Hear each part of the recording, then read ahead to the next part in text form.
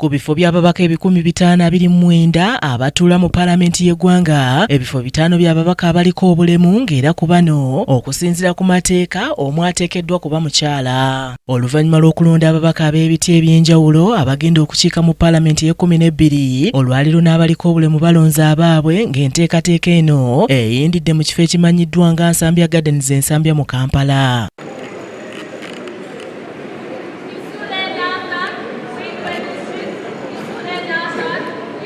Abantu 5 okuva mu buli disitulikiti be beetaba mu kulonda era nga bano babukeerezza nkokola okutuuka ewalonderwa.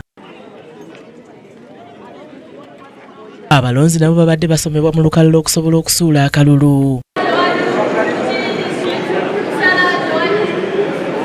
Embeera ebadde nzikakkamu mu kifo okulonda we kubadde nga waliwo abasiimye enteekateeka eno. Okujja nga bayerepazi era babakozeeko obulungi. Era tusiima gavumenti y'NRM okulaba nti kati naffe tuveeyo mu kyalo ne tujja wano e Kampala ne tulaba bannange ab'Eastern, abanooza n'aba Central ne tunyunyaamu ne tufuna mikwano nnyingi okulaba nti naffe gavumenti ya President Museveni etujjukira.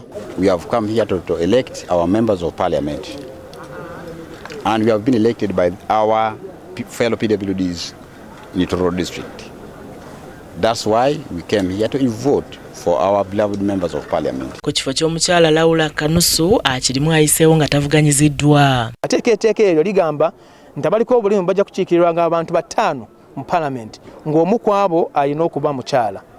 Naye already omukyala ye yayitamu nga tavuganyizibwa.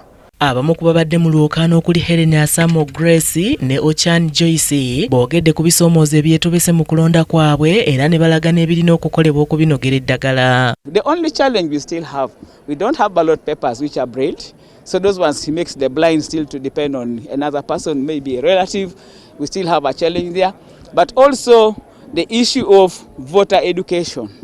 Maybe we need to teach our people to know that they're supposed to vote. We were a bit worried of the register because we were not provided with the register. So we didn't have enough time to verify the names of the delegates. Banera balaze enteekateeka ze balina. Advocate to continue with the national special grant because in the past 2 years they wanted to cut that money. And that is our only hope. We lead the people who are very poor, the poor of the poorest. Yeah, in areas of inclusivity, people with disabilities live in the same society like anybody. So what we try to ask is, how do you make the environment inclusive so that we can be able to be accommodated into that environment? Omwogezi w'akakiiko k'ebyokulonda Julius Muchunguza alambuludde ku nteekateeka y'okulonda kuno nga bw'ebadde.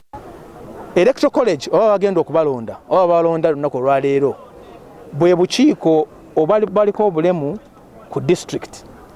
Buli district erimu akakiiko akakiikirira abalemu abaliko obulemu 5. District Executive Committee yaba baliko obulemu.